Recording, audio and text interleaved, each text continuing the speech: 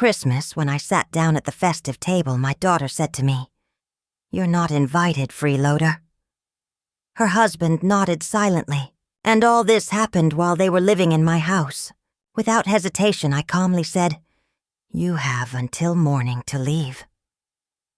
The next morning, the police arrived. If you're watching this video, tell me where you're from, or what time it is for you. If I fail today, I'll lose my home, and the part of myself that still answers to Mom.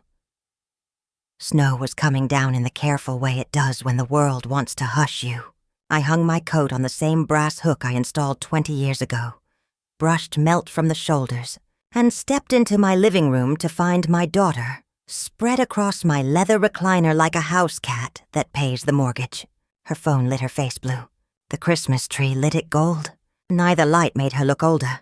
"Finally showed?" she said without looking up. "Lose track in your book stacks again. 8 months. 8 months of her in that chair. Her husband in my kitchen. Their things blooming in every room like ivy. Cosmetics on my sink. Jackets breeding on the banister. New shoes multiplying by the front door. I just came from my volunteer shift at the public library, where I keep the holiday returns from killing the circulation desk. I had hurried through the cold to be home for Christmas Eve. "How are preparations?"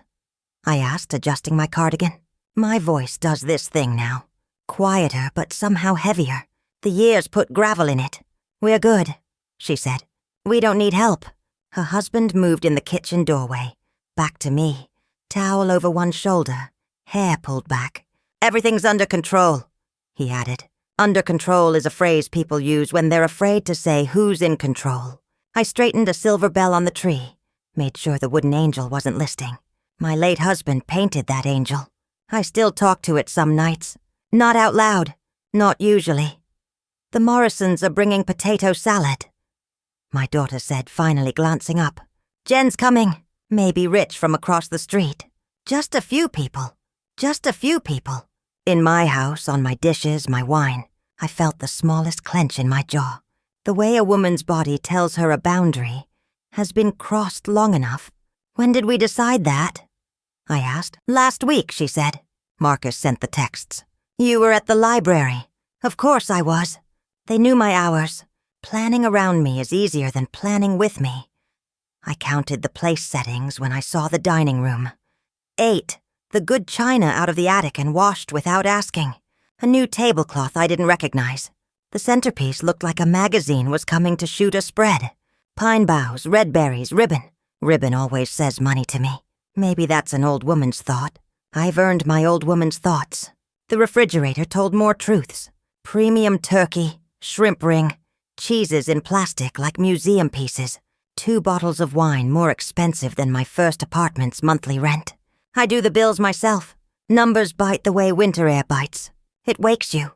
I poured coffee and retreated to my reading chair.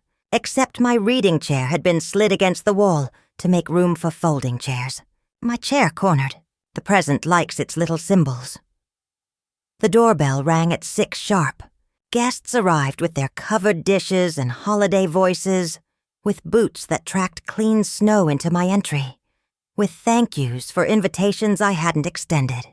I took coats and pretended hospitality because habits are bone deep, and I was raised to hang a stranger's coat before I hang them out to dry. "Beautiful home," Catherine Morrison said, touching the frame of a photograph where my hair is dark and my husband is alive. "It took work not to flinch. It's treated me well," I said. "Jen!" my daughter boomed. Descending the stairs in a blouse I watched my pension buy. "Welcome, girl. Great place," Jen said to her, eyes scanning a life that wasn't hers.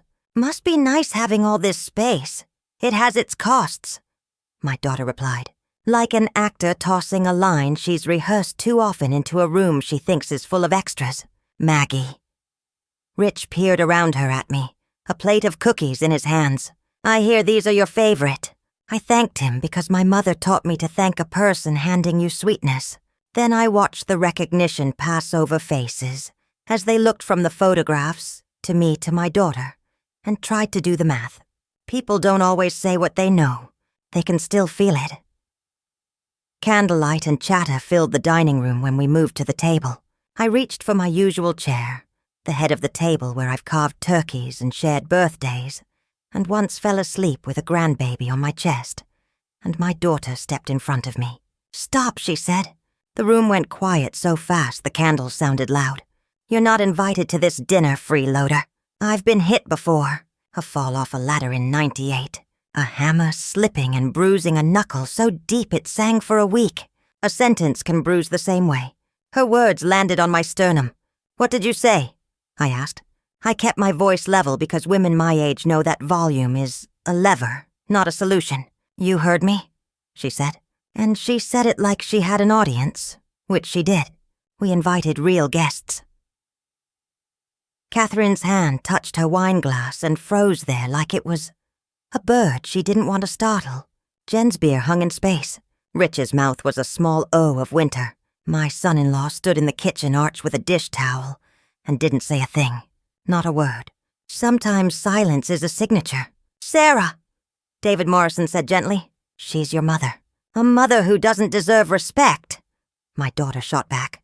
She gestured around us. All day she sits around, does nothing, acts like she owns the place.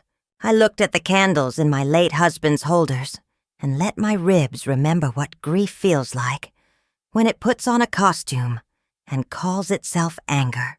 I let the quiet work. You can spend quiet like money if you've saved enough of it. "Whose name is on the deed?" Catherine asked after a long minute. Her voice was tidy. "She's a person who loves labels." "That's not important," my daughter said. "It's not complicated," David said. He stood because his height makes the air around him sharper. People listen to height in a way I never learned to forgive. My daughter's volume went up and her control went down. She controls everything, every penny, every decision. "You're wearing new boots," I said, still looking at the candles. 200 plus. "That bracelet is more. Those groceries weren't cheap. Should I bring the receipts?" "Stop." She was pacing now, the way a woman does when she understands she's not winning and doesn't remember how to lose. "Grown adults should pay their own way," Catherine said. "Mothers say sentences like that with an ache under them. I know the ache on my end." "Enough," my daughter barked. Her fists hit the table and made the forks jump. The turkey trembled. "Go upstairs now." The command landed in the room and skidded across it like a plate on ice. Everyone watched me. Everyone. The candles hissed. Snow tapped the glass. I waited until the echo of her voice left the molding, and then said, "You have until morning to move out. You can feel a sentence change the gravity." The room tilted a degree. People breathed again. "It's Christmas," she said. "You can't. This is my house," I said, mourning. I didn't add the rest. That kindness isn't weakness, and patience isn't permission. When you're older, you learn how little explaining matters. I went upstairs and sat in my window chair and watched headlights back down my driveway, one by one, as my guests, her guests, chose their dignity over dessert. Downstairs, muted voices rose and fell. Plates knocked a little too hard. A sob started and stopped. I rested my hands on my knees and let the quiet climb the steps and sit beside me. The neighborhood carried on with its Christmas. The inflatable snowman across the street bobbed in a wind that wasn't there. You either laugh or you decide to sleep.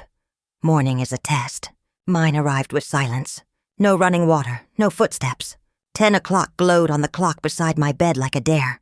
I dressed the way authority dresses in a house. Pressed slacks, a collared blouse, the leather belt my husband gave me on our 20th. If you don't feel like the owner, the house won't believe you. I made coffee, sat where I could watch the hall to the guest room, and let the smell do what smells do. Pull memories, steady hands. At 11 on the dot, the floor creaked. My daughter padded into the kitchen in silk pajama pants and poured coffee into the mug my husband painted in a ceramics class. World's best wife looped in his neat hand. Small violations tell the whole story, if you line them up. "Last night got heated," she said, leaning against the counter like a woman in a car commercial. "Holidays, right? Emotions. We should move on." "Fine with moving on," I said. "Move out first." She laughed. It sounded like a woman practicing laughter alone. "Be serious. I am." She shifted one foot to the other, as if balance had become complicated. It's the day after Christmas. Where do you expect us to go? Nothing's open. No apartments to find. Be reasonable. You've had 8 months, I said. Reasonable had its chance. What are you going to do if we don't? Her smile was a challenge from a girl who still believes bluffing is a strategy. I reached for the old wall phone out of habit. The handset warmed my palm the way familiar things do. You'll see. Stop, she said. And this time it was quiet. Think about this. I've been thinking for 8 months, I said. Now I'm deciding. The Denver PD cruiser turned the corner 23 minutes after I hung up. 2 officers, 1 young, hair pulled back tight in a regulation bun. 1 older, the look of a woman who's folded a lot of holiday disputes into paperwork. The older one did the talking. They always send one who knows how to talk to a mother without dressing her down. Ma'am, we received a call about a property dispute, she said on my porch. Yes, officer, I said. I need assistance removing unauthorized occupants from my home. I had a folder because I'm still an engineer in my bones. Deed, utility bills, tax statements. A woman should be able to produce proof when she says the word mine. Are you the sole owner? The older one asked. Yes, I said. Mortgage paid off 12 years. They were temporary guests. That arrangement ended last night. My daughter stepped into the hall in those silk pajama pants. Disbelief whitening her face. Officer, this is crazy. This is my mother. We had a family argument. She didn't call me Mom this time. Interesting what fear rearranges. The owner has requested you leave, the older officer said, voice like sanded wood, smooth but you still felt the grit. There's no lease on file, no tenancy established. Please gather essential belongings. How long? My son-in-law asked from the stairs. Robe pulled tight like dignity can be knotted, do we have? I'd recommend now, the officer said. You learn how fast a life can pack. Boxes appeared like conjuring tricks from the guest room. Sweaters I never saw him wear. Shoes my daughter hadn't worn enough to scuff. Chargers for devices I didn't know we owned. The young officer stood where she could see both the front door and the stairs. The older one kept her notepad handy, not writing much. The way women do when they know presence is the point. Neighbors appeared and pretended they didn't. Curiosity is a human right on a quiet street. A man walked his dog past my driveway twice. A truck slowed and then remembered an errand elsewhere. People rarely judge the way you think. They judge the way a cruiser looks in your driveway. This isn't over, my daughter said, loading the last box. There's a way a woman says that when she's run out of better sentences. Have a safe trip, I said. I meant it. You can want someone off your porch and still want no harm to find them on the road. Those truths live fine together if you let them. The officers gave me a card and a speech about next steps if harassment followed. They left. The house grew wider in the silence like a held breath exhaled. On the coffee table, a bracelet she'd forgotten gleamed. Heavy, expensive, a little cruel. I weighed it in my palm the way you weigh a choice and set it on the porch rail. If she wanted it, she could come back for it, with a knock and a sentence that started with, I'm sorry. Maybe I'd be here. Maybe I'd be in my craft room hand-sanding a board. Remembering that wood forgives the way we do, slowly, with grain and patience. The week that followed didn't announce itself. It just arrived the way winter does in Denver, steady and indifferent. I returned books at the library, shelved mysteries in the Ms. swept the entryway, where snow had tracked itself into patterns like accusations. The girl at the circulation desk asked if I had a good holiday. Fine, I said. The word sat between us like a plate no one wanted to claim. The house didn't echo the way people warned me it would. It breathed. Radiators ticked. The refrigerator hummed its one-note lullaby. At night, I sat in the window chair and watched Cedar Street settle into its routines. Porch lights clicking on. Cars pulling into driveways with the small certainty of arrival. Rich came by on the 3rd day with a casserole that smelled like somebody's grandmother lived in his kitchen. I hear things got difficult, he said. His voice had that careful construction men use. When they're trying not to ask questions they think they already know. They did, I said. Thank you for this. He nodded, left the dish. Didn't ask for gossip or details. That's the thing about good neighbors. They bring food and take silence as payment. New Year's came without fanfare. I made tea, watched the clock roll from 11:59 to midnight on the small TV in the kitchen. No champagne, no countdowns shouted into phone screens. Just the house and me and the year turning over like a page in a book I hadn't chosen, but was learning to read. January is a month that makes you prove things. It asks if you meant what you said in December when the lights were on and people were watching. I meant it. I woke each morning and made my bed with hospital corners. Showered. Dressed. Did the small ceremonies that tell a house someone still lives here with intention. The library asked if I'd take on more hours. Tuesdays and Thursdays. The mid-afternoon shift when the after-school crowd needs someone who won't flinch at noise. I said yes. The paycheck wasn't the point. The point was the transaction. I show up. The world acknowledges I exist. I shelve the books. The world stays in order. A kind of contract. My daughter didn't call. My son-in-law didn't text. Silence can be its own kind of conversation if you let it speak long enough. It said we're ashamed. It said we're angry. It said we don't know how to walk back through a door we slammed. I didn't chase them. Chasing teaches people that boundaries are suggestions. I'd spent 8 months suggesting. Now I was deciding. And deciding looks like mornings where you make coffee for one. And don't apologize to the empty chair. The mail brought the usual bills, the usual catalogs for things I didn't need. And then, on a Thursday that smelled like the start of something, an envelope, handwritten address, real stamp, no return label. The kind of mail that makes your pulse ask questions before your brain catches up. I carry it to the table and sit. There are a dozen ways this could be awful. 10 years ago, I would have opened it standing. Today, I give the words the ceremony they asked for when they bought the stamp. Mom, it begins. I feel the word like a question the letter is trying to ask. Monday didn't go how I wanted. I'm angry at you and more at myself. We found a weekly rental. I sold the bracelet. I'm applying at 2 warehouses and a grocery distribution place. I started a program at the clinic. It's not rehab exactly. It's classes. They say they'll help me stop using other people's lives as a plan. I know I can't come back. I'm not asking. I do want to see you if you're willing. Coffee in public. Your rules, no arguments, no money, no remember when you used to.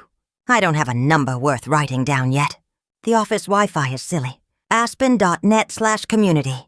I'll check there Tuesday at 10 for your reply. Marcus says to say he's sorry for yelling at your staircase. I'm not there yet, but I'll try. Sarah, it's almost an apology. It's not one. It's something between a report and a proposal. It's also the most adult letter she's written since 3rd grade. I put it next to the folder and do something I haven't done in years. I pull out stationery, not a notepad, paper. The good kind my husband would use when he wanted a letter to feel like a structure, not a text. Sarah, I write. Coffee? Yes. Public? Yes. Wednesday, 10 Aspen Cafe. I will buy the coffee. I will not buy anything else. Bring a notebook, not your phone. We will make a list of what you will do between Wednesday and the following Wednesday. No money will change hands. If you break the plan, we pause for 30 days before we meet again. If you insult me, we end that meeting and start counting from 0. If you use the police, the court, the pharmacy, the mail, or any neighbor as leverage, we stop. If you want help finding a budget or a union hall, I can point. If you want a bed, I will hand you a list of shelters. I love you. That doesn't change my luck. Mom. I walk to the post office. The clerk who helped me with the forwarding scam smiles when she sees the envelope. That one going out? She asks. Out, I say. Good. She says, stamping with a little more ceremony than is strictly required. Wednesday at 10 o'clock. I sit in the cafe with the folder under the chair, and nothing on the table but 2 coffees, a pen, and a cheap spiral notebook I bought like a woman buying bandages. Sarah arrives on time. She sits like a student on the first day. Her eyes do the thing my eyes do when words need facts to lean on. We're not hugging, she says. No, I say we're not. We make columns. Must pay. Owe, earn. Ask. The list looks like a small animal that might survive if it finds water. She writes phone under must pay. and I make her cross it out and put rent. Then write phone under ask with a little box that reads, "Only if job offers call." I draw lines between warehouse and Boots and Union Hall. I write down the number of a legal clinic that holds free sessions on consumer debt. She doesn't ask for money. I don't offer it. I buy both coffees, because that's what you do when you invite someone to a table. After an hour, we stop because grown women should end meetings before they ruin them. She looks at the notebook like she can't decide whether it's an instrument or an indictment. "This isn't much," she says. "It's more than how we did December," I say. She nods. She taps the pen against the paper. "I'm going to mess this up," she says. Eyes on the table. "I expect that," I say. "I also expect you to start again without using my lock." She looks up at that. Some mix of hurt and relief that a person can feel when the rules are the same as last week's. "Okay," she says. We leave the cafe. We don't walk in the same direction. It feels less like an ending than I feared and less like a beginning than she wants. Good. We're not writing a movie. We're not even writing a book. We're outlining a week. Back home, the house accepts me without ceremony. Because ceremony is for days when we need to believe we are different than yesterday. I oil the porch hinge. I bring in the mail. I set the spare key on the counter and think about it for a long time. Then I walk across the street to Rich's and knock. He opens with his apron on and the smell of onions deciding to become something. "Yes," he says, mock suspicious. "Emergency key," I say, holding it up. "For pipes, paramedics, or pies that need retrieval before they burn." He hesitates. "You sure?" "Yes," I say. "And add what makes it work for me. Write your name on it. Keep it in a box that says Maggie so it doesn't become anyone else's good idea." "Done," he says, and takes it like you accept a responsibility and not a gift. "Coffee in the morning?" "Yes," I say. "And I'm bringing the bad muffins so we have something to complain about." The library reinstates my Tuesday afternoon shift like nothing ever happened. The girl at the desk has a new haircut and a way of saying, "Hi, Mrs. Collins." That tells me the rumor cycle has moved on without taking me with it. A girl returns a book with a bent cover and half an apology. I tell her she's not the first woman to bruise a spine and live. The porch light clicks on at dusk the way it always has. The deadbolt clicks behind it, both a part of the same sentence. I stand at the window chair and watch a couple push a stroller past, the wheels carving a neat path through old snow. The dog on cedar announces that even in peace a neighborhood has opinions. At the pantry, the house rules card has grown a sister card. Meeting rules. I tape it below the sugar where my hand will hit it when I make coffee on Wednesdays before the cafe. Public place. 1 hour. No money. Leave with a list. If you relapse into adjectives, go for a walk. If you tell a story about the past, carry it yourself. That night, I take the angel out of her tissue paper nest and set her on the mantel for one evening. We talk in the way a woman talks to the idea of someone. I tell her that the girl we raised came by with a notebook and left without a fight. I tell her the bulkhead has a new lock. I tell her the house believes me when I say mine, and that this is not selfishness, it's stewardship. I tell her I have friends, the kind you don't earn in a week. But notice when a week insists on testing you. I tell her I bought bad muffins on purpose, because complaint is a spice when used right. I put the angel away because tradition doesn't rule me. It reminds me where the lines are. I write one more line in the notebook and tape it inside the front door below the others, where my fingers find it by accident, and then read it on purpose. Love is not a bed. Love is the porch light left on, and the deadbolt that works, and the table. Downtown where 2 coffees cool while a mother and a daughter pick a week they can both live with. The second Wednesday arrives with less ceremony than the first. Sarah texts from a number I don't recognize. Running 5 minutes late. Boss needed me to finish inventory. The text doesn't apologize for the delay. It explains it. There's a difference. Adults explain. Children apologize when they think it might work as currency. I text back, "No problem. I'll be here. The cafe is busier this week. A mother with twins who've decided volume is a competitive sport. A man in a suit typing with the focus of someone defusing a bomb. Sarah arrives in work boots that look like they've met a warehouse floor and survived. She sits without the ceremony of last week. We're still not hugging, she says. Good, I say. Saves time. She almost smiles. It's brief, like sun through a closing door, but it happened. We pull out the notebook. She's written in it. The handwriting is the same as when she was 12. Looping. Optimistic. The kind of script that believes in margins. Applied 6 places. Interviewed 2. Offer 1. Warehouse, part-time, $9 an hour. Starts Monday. She slides the notebook toward me like she's submitting homework. $9, I say. That's low. It's a start, she says. It is, I agree. We spend the hour building the next week. Rent, $200 for the weekly. Food budget, $80 if we're careful, she says. We, I note. Marcus is working? Dishwasher, she says. 4 nights. Tips are decent. I don't ask if decent means enough. That's not my column to manage. We add bus pass, laundromat, phone minutes. The list is tight. No room for wants. Barely room for needs. But it's a list. And lists are how you turn chaos into something you can carry. This is hard, she says when we're done. She's not complaining. She's reporting. I know, I say. That's how you know it's real work. Before we leave, she hesitates. Her hand hovers over the notebook like she's deciding whether to ask a question or swallow it. Go ahead, I say. The clinic wants me to write a letter, she says. To you. Accountability or something. They said it helps. Do you want me to? I consider the ask. A letter implies she'll say things she hasn't earned the room to say yet. Or maybe things I'm not ready to hold. What would it say? I ask. She looks at the table. The coffee rings. The pen she's been clicking without realizing. That I'm sorry. That I didn't see what I was doing. That I thought I could live in your house and still call my life mine. That's not a letter, I say. That's the truth. You don't need permission to tell me the truth. You have it. She nods, picks up the notebook. We leave the cafe the same way we did last week. Different directions. Same week stretching ahead. As I walk back to my car, I think about what she said. I thought I could live in your house and still call my life mine. It's the clearest sentence she's spoken in years. Maybe the clinic is working.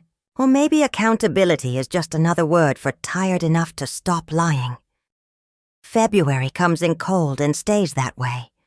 Denver doesn't apologize for winter. It just delivers it in layers you learn to navigate or don't. I buy new boots because the old ones split at the seam. Practical boots. The kind you buy when fashion is no longer the loudest voice in the store. Rich and I establish a routine. Coffee Tuesdays and Fridays. Bad muffins his contribution 1 week, mine the next.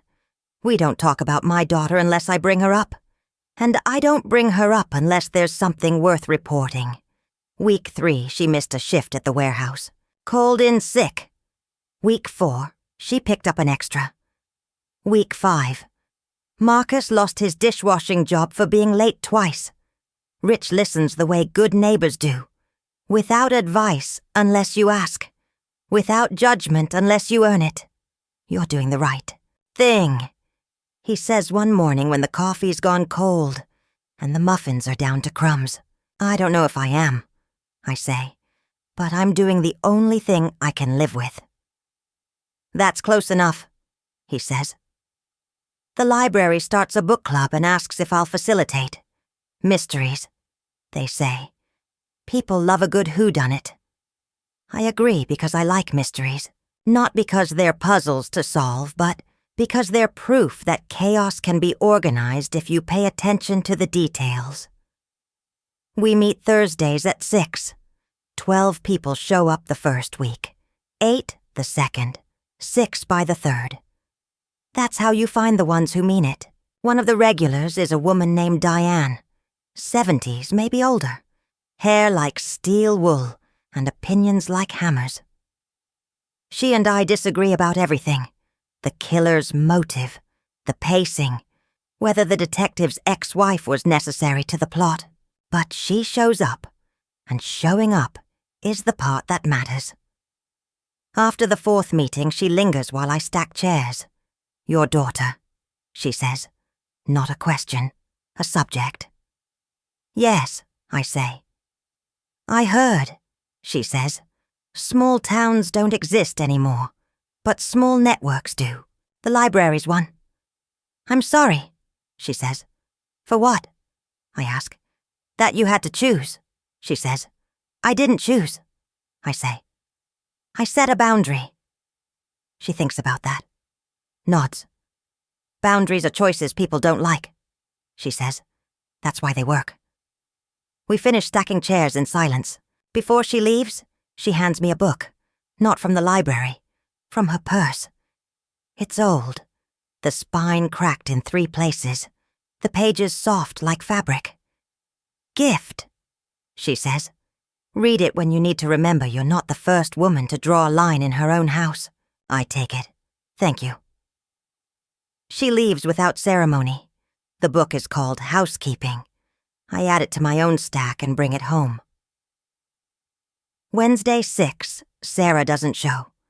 I wait at the cafe with 2 coffees and the notebook. 10 minutes. 20. At 30, I text. "You coming?" No response. I wait another 15 because hope is a habit and I'm old enough to know it. Then I leave. The coffees go in the trash. The notebook goes back in my bag. At home, I don't call. I don't text again. The rule was clear. If you break the plan, we pause for 30 days. I'm not angry. Anger would mean I expected something different. I'm disappointed. Which is worse, because disappointment is what you feel when you hoped. Thursday, a text arrives. "I'm sorry. Something came up. Can we meet next week?" I don't respond Thursday or Friday. On Saturday, I write back. "No. We agreed on 30 days if you missed without calling ahead. The clock starts now. See you March 8th. 3 dots appear, disappear, appear again. Then, nothing." Silence is a language I'm fluent in now. It says what words can't, that rules aren't suggestions, that love doesn't mean bending until you break, that a mother can care and still say no. March arrives with the kind of wind that makes you believe winter forgot it was supposed to leave. The book Diane gave me sits on my nightstand. I read it in pieces. A chapter before bed. A few pages in the morning with coffee. It's about 2 sisters in a house and the kind of damage you inherit when you don't know you're inheriting it. It's sad in the way true things are sad. Not because they're tragic, but because they're honest. I finish it on a Sunday and set it on the shelf next to the books my husband loved. The ones I keep, because they still smell like him if I open them slow. March 8th comes. I'm at the cafe at 10. 2 coffees, notebook, pen. Sarah arrives at 10:03. She's thinner.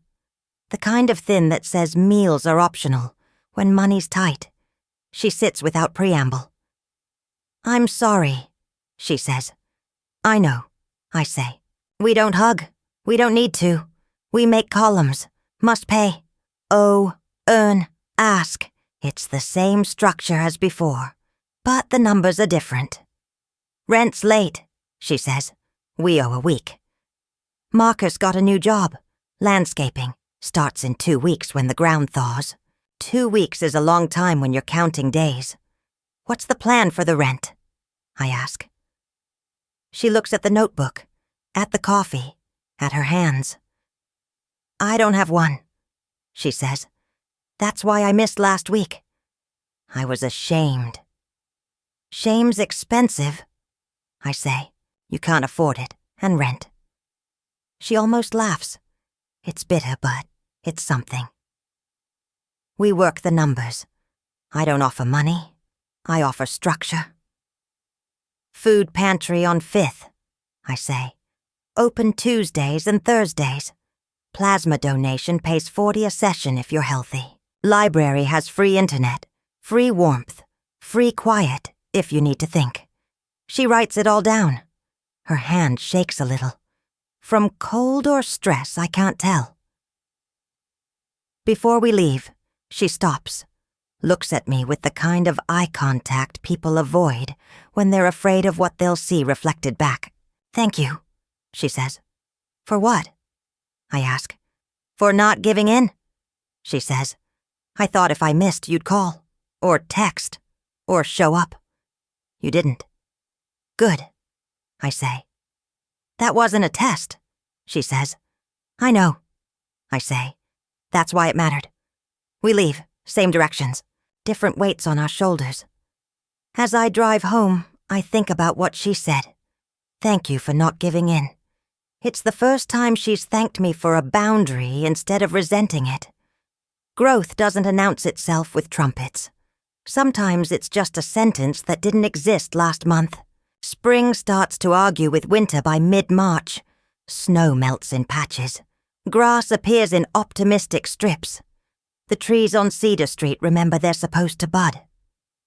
I spend a Saturday cleaning the guest room, not erasing it, just reclaiming it.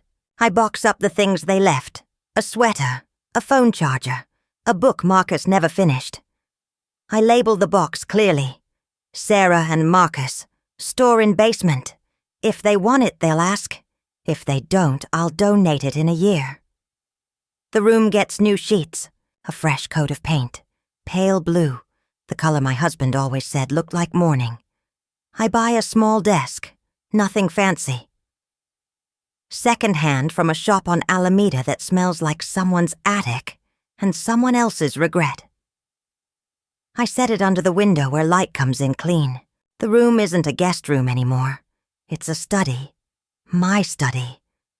I bring in my books, the ones I've been meaning to read, the ones I read twice and want to read again. I set up my sewing machine in the corner. Not because I sew often, but because I like the idea that I could. The room becomes mine in the way rooms do when you stop asking permission from ghosts. Wednesday 10, week 9. Sarah's on time. She's gained weight, the good kind. The kind that says meals are happening with regularity. Marcus is working, she reports. Landscaping's hard but steady. We're caught up on rent. Paid ahead 1 week. She says it like she's reporting a victory, because it is one. That's good work, I say. She nods. We make the list. Smaller now. More manageable. Groceries, bus pass. Savings. $20 this week. It's not much, but it's new. 3 months ago, savings wasn't a column. Now it is. The clinic says I'm doing well, she says. They think I'm ready to step down to every other week. What do you think? I ask. I think I'm scared, she says. That if I stop going, I'll stop paying attention. Then keep going, I say. Scared means you're taking it seriously. She writes that down, not in the notebook, on her phone, a note to herself. We finish early. She asks if we can walk, just around the block. I agree. We walk without talking much. She points out a dog in a window. I point out the first crocus breaking through on someone's lawn. Small observations, the kind you share when the big conversations are too heavy to carry every week. Before we part, she stops, hands in her pockets, eyes on the sidewalk. I'm not ready to come back, she says. To the house. I know, I say. I'm not asking. But I want you to know, she says, that I think about it. About what I did. About what I said. I know, I say. That's enough for now. She looks up. There's something in her face I haven't seen in years. Relief, maybe. Or permission to be where she is instead of where she thinks she should be. Okay, she says. See you in 2 weeks. Same time, same place. April does what April does. Rain and sun, and arguments between them. The book club reads a thriller about a woman who disappears, and the small town that pretends not to notice. Diane and I disagree about whether the husband did it. She says yes. I say maybe. The author says it doesn't matter because the point isn't who'd it. It's why no one cared enough to ask. We both sit with that longer than we planned. Rich plants tomatoes in his backyard and offers me seedlings. I take 2. Plant them in pots on my back porch. I don't know if I'll remember to water them. But I like the idea of something growing that isn't a problem. The library asks if I'd consider training new volunteers. I say yes. Not because I want to teach, but because I like the idea of being the kind of person they'd ask. I spend Tuesday afternoons showing college students how to shelve books in the Dewey Decimal System and why it matters that mysteries don't end up in memoirs. One of them, a girl named Casey, asks why I volunteer. "You don't need the money," she says, not rudely. "Just observing." "No," I say, "but I need the work." She thinks about that, nods. Doesn't ask what I mean. Maybe she already knows. Wednesday, 11. Sarah's late. 10 minutes. Then 15. I don't panic. Panic is a young woman's luxury. I wait. She arrives at 10:20, breathless.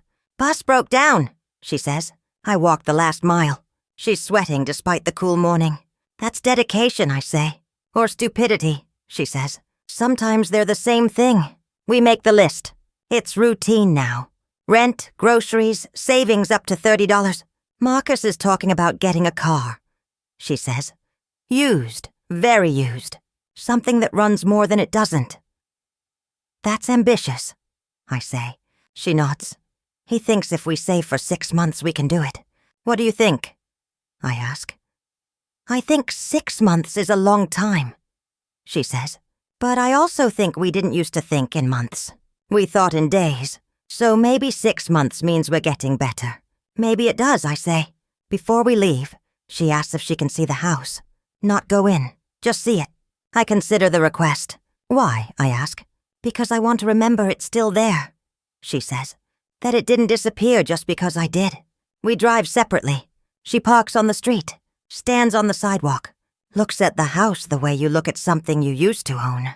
I stay in my car. Give her space. She stands there for 5 minutes, then gets in her car and leaves. Doesn't wave, doesn't text, just goes. That night I sit in the study that used to be the guest room and think about what she said. I want to remember it's still there. The house isn't going anywhere.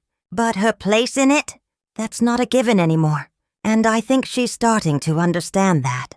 Understanding isn't the same as accepting, but it's the step before. And steps matter when you've been standing still for years. May is the month when Denver remembers it's supposed to be pretty. The mountains lose their snow caps slowly, like someone removing a hat they've worn too long. Trees fill in. Lawns turn aggressive shades of green.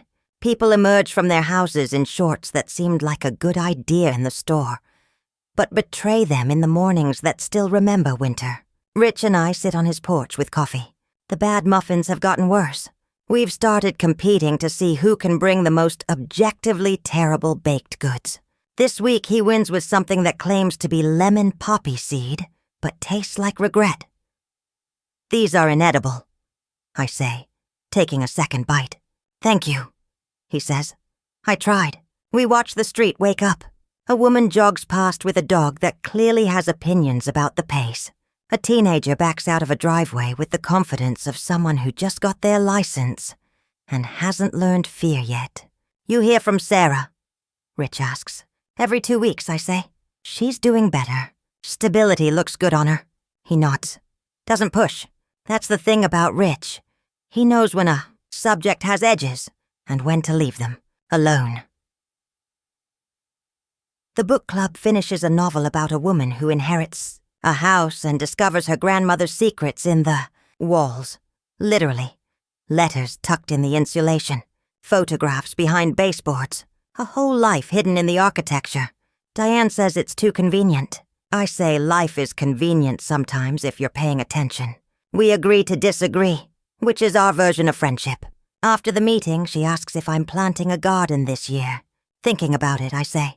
Tomatoes, maybe. Some herbs. Nothing ambitious. Ambitious is overrated, she says. I spent 30 years being ambitious. Now I grow zucchini and give it to people who pretend they want it. We laugh. The kind of laugh women our age do when we recognize ourselves in each other's mistakes. She gives me seeds. Basil, oregano, thyme. Plant them after the last frost," she says. "Talk to them if you're lonely. They don't talk back, but they listen better than most people. I take the seeds, add them to the tomatoes Rich gave me. My porch is starting to look like a woman lives here who believes in growing things. Maybe I'm becoming that woman. Wednesday 14. Sarah arrives with a gift. It's small, wrapped in newspaper because wrapping paper costs money she's learning not to spend. I got my first real paycheck," she says. "Not the partial ones from training. The full one." She slides the gift across the table. "I don't need gifts," I say. "I know," she says, "but I needed to give it." I unwrap it carefully. It's a mug. Plain white ceramic with black text. "World's best, Mom." My throat does something I don't have permission to name. It's the same style as the one she used. The one my husband painted. "World's best wife." "I didn't replace it," she says. "The one at your house. I broke it. The morning after. When I was angry. I wanted you to know I remembered. And that I'm sorry." I hold the mug. It's warm from her hands. Or maybe from mine. "Thank you," I say. "This matters." She nods. We sit with that for a minute. Then we make the list because lists are how we talk when talking is too hard. Rent paid. Groceries covered.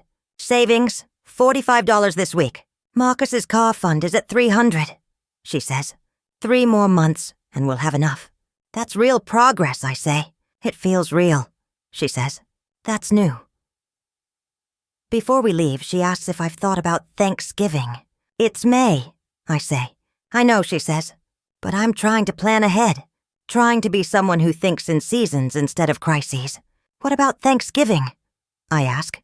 I'd like to come, she says. Not to stay. Just for the day. If you'll have me. Us. Marcus, too. I consider the ask. Thanksgiving is 6 months away. 6 months ago, she was standing in my kitchen being told to leave by morning. 6 months is nothing. 6 months is everything. Let me think about it. I say, okay, she says. That's fair. June comes in hot and stays that way. The tomatoes on my porch decide they're serious about living. They grow thick and green and optimistic. I water them every morning. Talk to them the way Diane suggested. Mostly I tell them about my day. The library. The book club. The coffee with Rich. They don't respond. But they also don't interrupt. It's a good relationship. Sarah's 2-week meetings become routine. We've stopped calling them meetings. Now they're just coffee. Same cafe, same time. But the wait's different. Less like a negotiation. More like a conversation. Week 18. She tells me Marcus proposed. Not marriage, a plan. He wants to take a welding course at the community college. Night classes. 2 years. It'll cost money we don't have, she says. But it'll mean real work after. The kind with benefits and retirement plans and a future that isn't just surviving. What do you think? I ask. I think I'm scared, she says. That it won't work. That we'll spend money we should save and end up back where we started. But I'm more scared of not trying. Then you have your answer, I say. Scared of not trying beats. Scared of failing every time. She writes that down. In the notebook that's become less about columns and more about thoughts she wants to keep. We talk about how to budget for the classes. Cut here, save there. Maybe pick up a weekend shift. It's tight, but it's possible. Possible is a good word when you've lived in impossible for years. Before we leave, she asks about Thanksgiving again. I've thought about it, I say, and 6 months is a long time, I say. A lot can happen. Let's check in at September and see where we are. Is that a no? She asks. It's a not yet, I say, which is different than no. She nods. Doesn't push. That's growth too. July brings fireworks and tourists and traffic that makes Denver feel twice its size. Rich and I watch the neighborhood kids set off sparklers in the street. Illegal, technically, but the kind of illegal that reminds you laws and rules aren't always the same thing. We don't call the cops. We just watch. Remember when we were that young? Rich asks. I do, I say. I also remember thinking I'd never be this old. Now I'm here and it's not as bad as I thought. He laughs. That's the nicest thing anyone said about aging. We should put it on a card. The library hosts a summer reading program.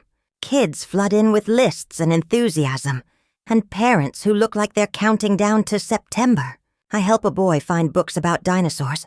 He wants to know which one would win in a fight, T-Rex or Triceratops. Depends on the terrain, I say. He considers this seriously. Nods. Checks out 4 books. His mother mouths thank you. I nod. Some days the work is just showing up and pretending you have answers.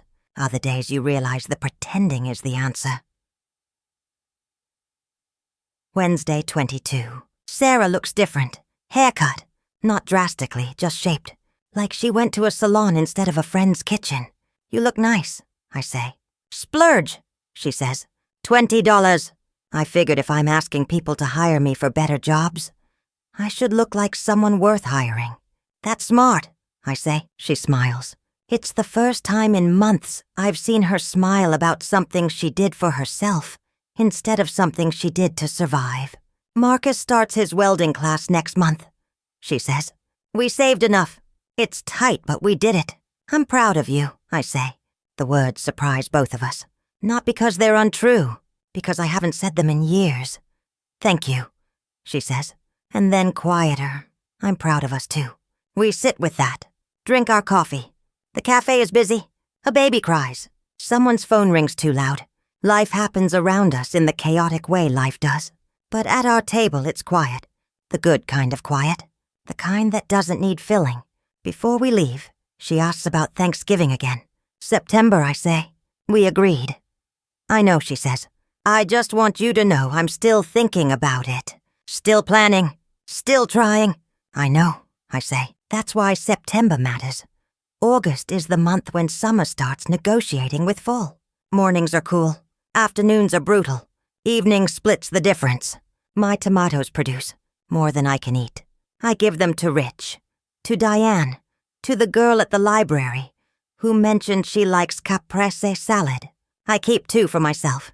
Slice them thick. Salt them heavy. Eat them standing at the counter the way my husband used to. Some habits you keep because they're his. Some you keep because they've become yours.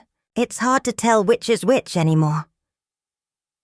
The book club reads a memoir about a woman who walked away from everything and lived in the woods for a year. Diane hates it. Too precious, she says. Too convenient. No one just walks away. I disagree. People walk away all the time, I say. They just don't write books about it. We argue for 20 minutes. Agree on nothing. Hug goodbye anyway. That's friendship. Disagreeing loudly and still showing up next week.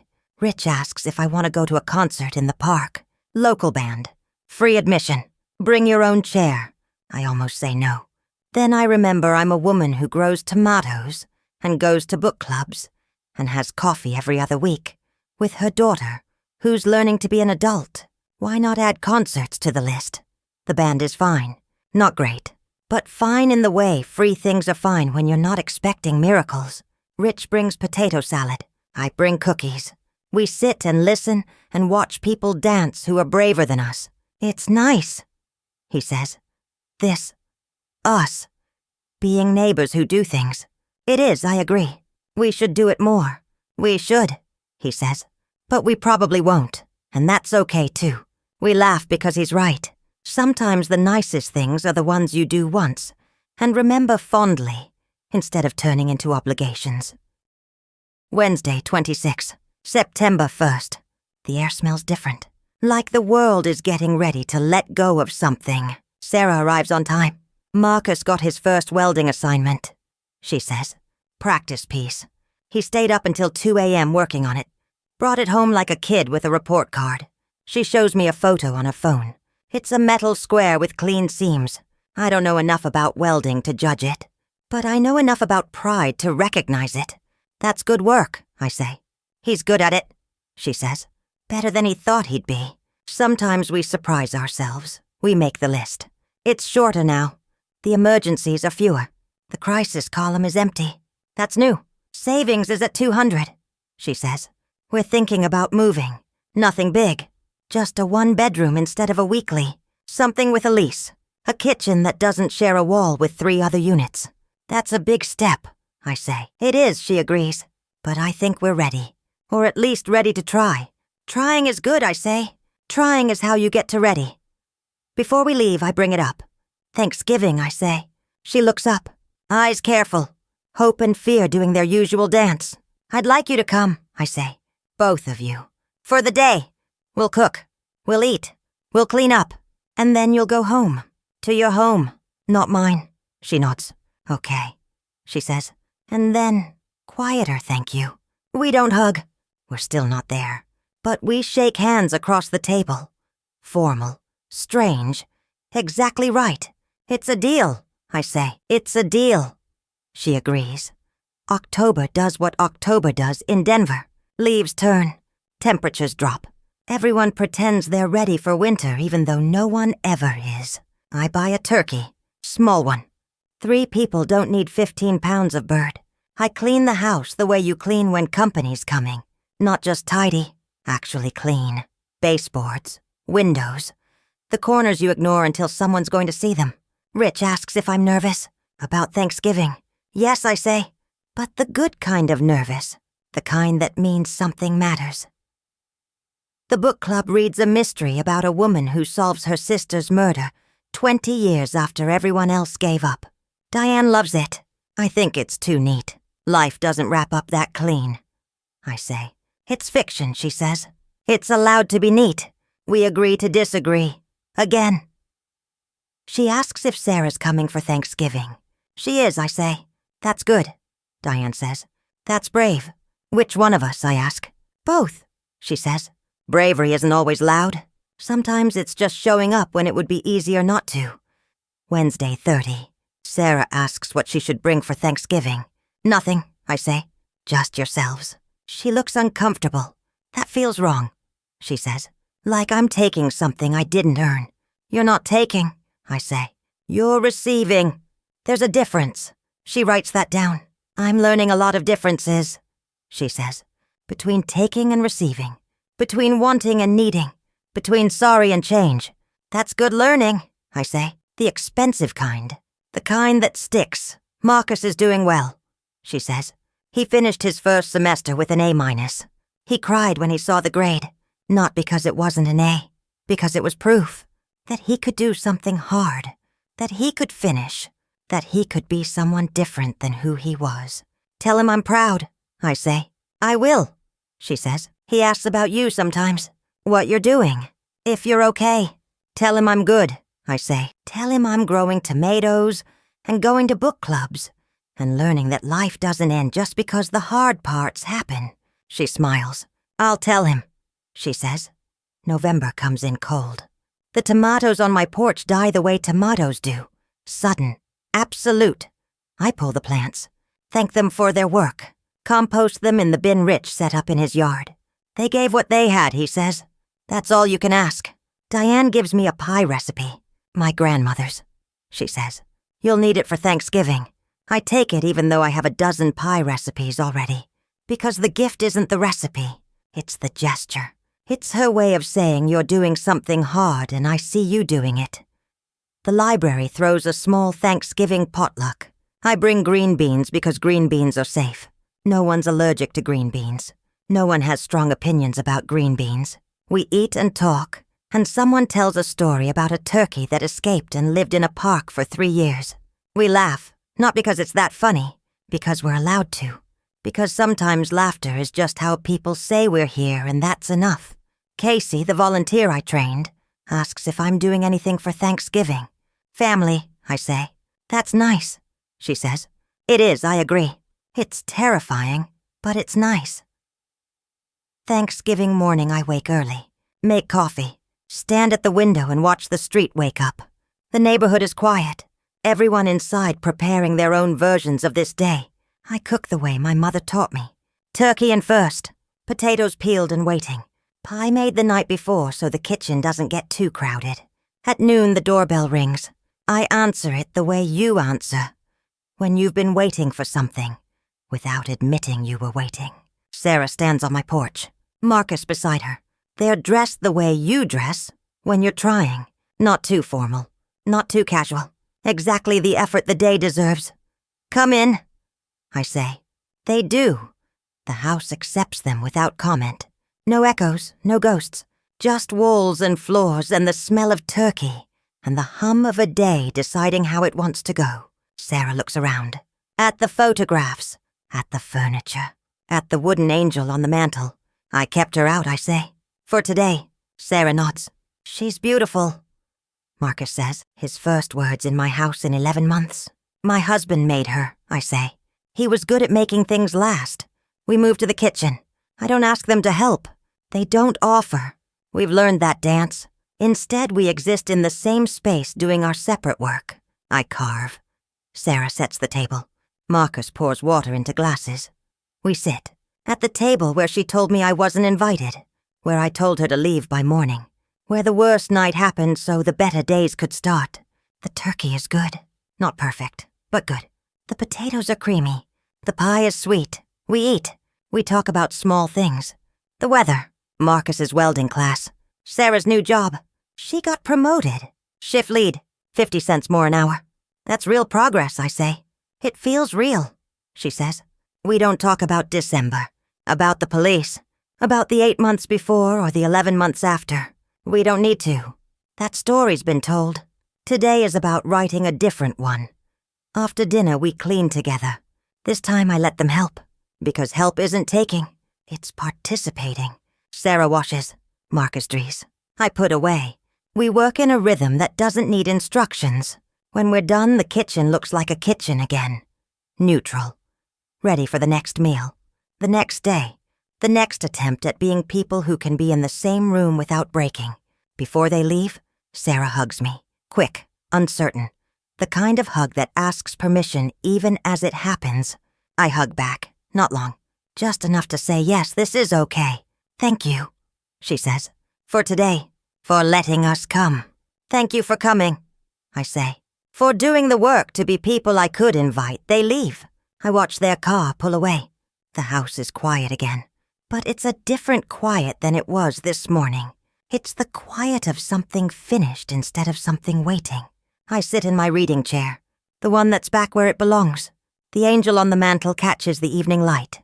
I don't talk to her out loud tonight. But I think the thoughts I would say if I did.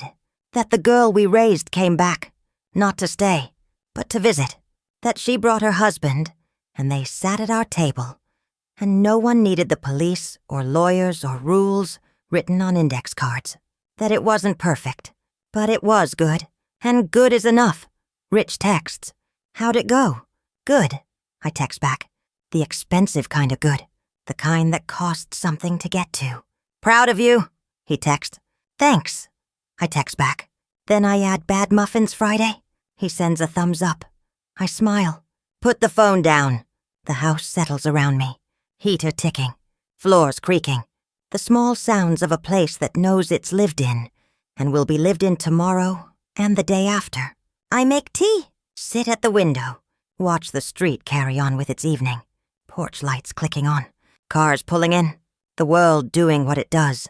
The wooden angel sits on the mantel. I don't put her away. Not yet. She can stay out a few more days. A reminder that some things you keep and some things you let go, and knowing which is the work of a lifetime. I write one more line on an index card and tape it below the others inside the front door. Love is not a door you leave open.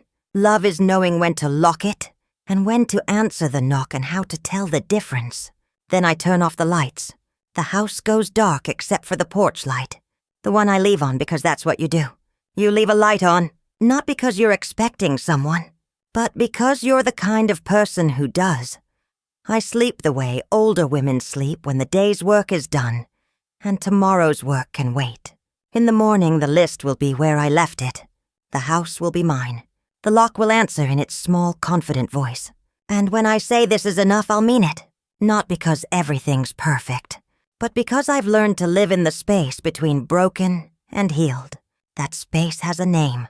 It's called living, and it turns out I'm good at it. If this story resonated with you, leave a like and consider subscribing. You can also drop any comment below, even just one word. Maybe tell me where you're watching from, or what time it is right now. Sometimes one word is enough to say you were here.